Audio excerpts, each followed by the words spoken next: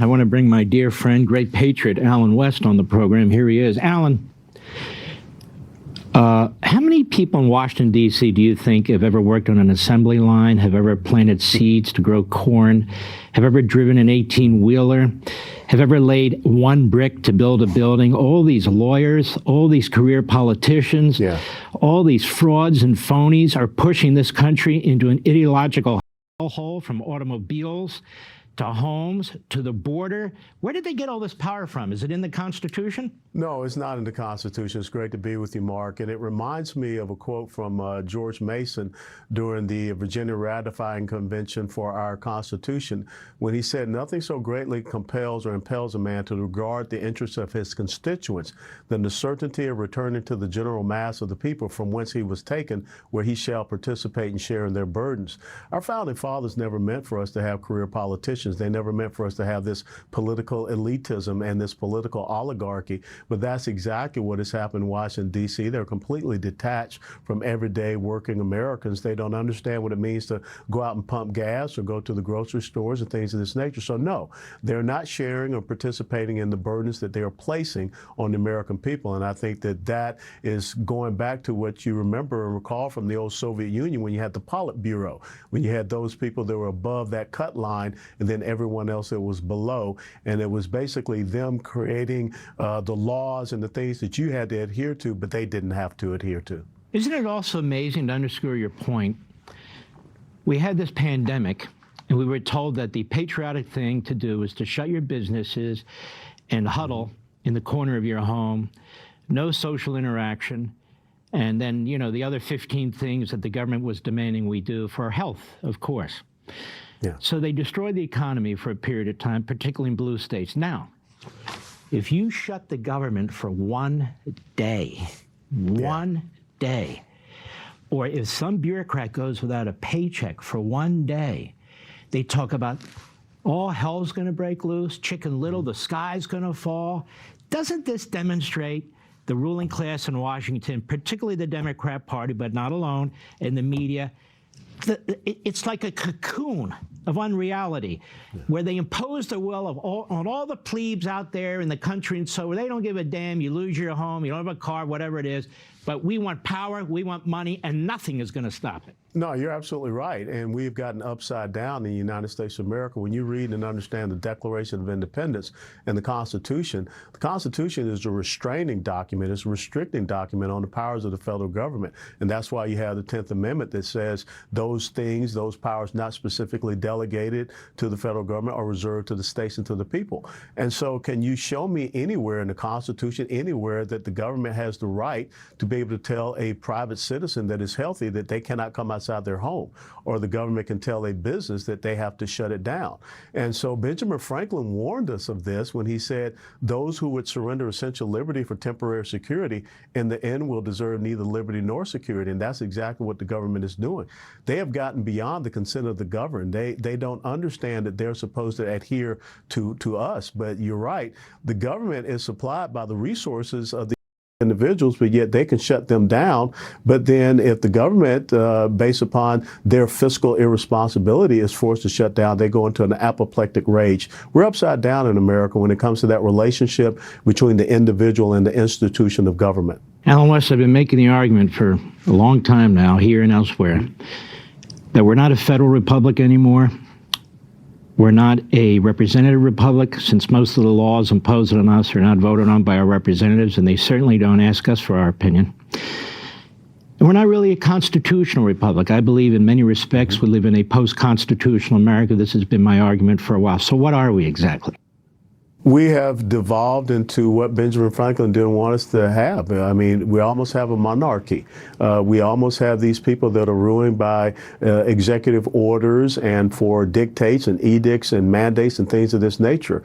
So we have a ruling class. We do not have the ability of the people, once again, the consent of the governed, to be able to speak out. We don't have a representative democracy. We have, without a doubt, lost our constitutional rights, and they're being replaced by ideological rights. So I would say we have an ideological agenda that is undermining all of our constitutional rights and freedoms and liberties. And you've been spot on about this for quite some time. The great Alexis de Tocqueville said America could face one day a soft tyranny. I would argue that America is facing a soft tyranny. If you can't decide what kind of light bulb you're going to put in your house, Yeah. then the government has unlimited power. When we come back, I want to pursue that with you. Our Constitution, does it have any meaning today, or are we just pretending that it does? This is a very, very important issue. We'll be right back. Welcome back, America. Alan West. For the early progressives, who were really the early American Marxists, the progeny of Marx, the intellectuals like Woodrow Wilson, among others, the Constitution has always been a barrier to their dream of centralized power, rejiggering society, re-engineering human nature, and so forth. So the Democrat Party has embraced really a hostile alien ideology coming out of Germany and other places. And it has worked its way into our system. As Gramsci, who was an Italian communist, said, democracies will not have these violent revolutions. They will slowly but surely, the communists, the Marxists, the socialists, secrete themselves into the culture, into the government, and take it over that way. Isn't that really, when you look at Bernie Sanders and the new Communist Manifesto that he and Biden put out, isn't that what we're experiencing right now? No, you're absolutely right. And when you understand socialism, socialism is an economic model. And there are 5 basic points to socialism. It is wealth redistribution. You hear that all the time, coming from Joe Biden, from the Democrats, and from the left, paying your fair share. It is nationalizing economic production, where they're bringing more and more under the government's control. And we see that happening, healthcare, oil and gas industry, whatever you want to call it. It is creating and expanding a welfare nanny state, dependency society, and you're trying to get more people wedded to government. Is social egalitarianism. They call it equity, which means the equality of outcomes. And it's secular humanism, because they don't believe in our foundational Judeo-Christian faith heritage. All of those things are the antithesis to who we are as the United States of America, a constitutional republic.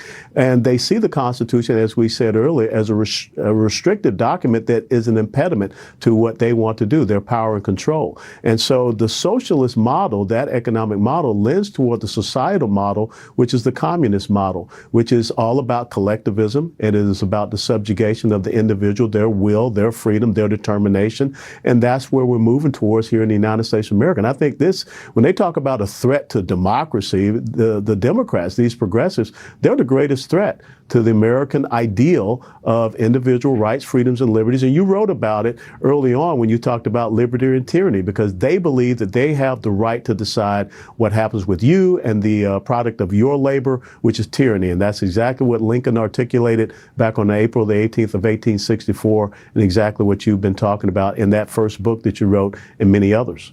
So, Alan West, here we have Joe Biden, who's been hanging around Washington like a bad inner thigh rash for half a century. He's one of the dumbest men to ever be in the Senate, one of the dumbest men to ever be vice president. Now he's one of the dumbest men to ever be president. And he's desperately looking for a legacy. He's very thin-skinned. And so he's thrown in with Bernie Sanders and the Marxist radical leftists. He's thrown in with the squad in the House of Representatives. His policies are as radical or more radical than one could even have imagined. So Joe Biden, is he doing this because suddenly he's a Marxist, or because he's a chameleon and power-hungry street politician? It's the latter, without a doubt. And when you look at the Democrat Party, they're owned by the progressive socialist left. And, you know, I live down here in Texas, and what we see happening in Texas, and I'm sure people just saw the recent video of these illegal immigrants, single military-age males, storming our border and overrunning National Guardsmen. This is something that they set out to do. And I don't understand how we can allow a president to willfully and purposefully and intentionally abdicate the sovereignty of the United States of America, when that is something that is articulated as an enumerated duty to the federal government in Article 4, Section 4 of the Constitution. We are seeing the drug invasion of America through trafficking, human and sex trafficking, the terrorist trafficking that is coming in, that's affecting every aspect of our lives. We are seeing young people lose their lives, like Laken Riley, and of course all the people losing their lives to fentanyl poisoning. And this is something that was done unconstitutionally through 90+ executive orders and actions. And Joe Biden knows knows that. And he's lying to the American people when he says that you have to pass a border control legislation so that I can secure the border. No, Mr. President, just reverse the things that you did, which were ideologically wrong, constitutionally wrong. Alan West, well put, and I would just add one thing. Under Joe Biden, we've seen the greatest amount of slavery in this country since the end of the Civil War. Whether he likes it, phrased that way or not, or his party, sex slavery, child slavery, labor slavery, in numbers we've never seen as modern Americans under the Democrats and under Biden. Biden is the biggest slaver in American history. Alan West, I want to thank you for your great patriotism and service to country today and in the past. God bless you, my friend. God keep you. And remember that Joe Biden said no amendment to the Constitution is absolute. So obviously he's reversing the 13th Amendment, which ended slavery. Well said. We'll be right back.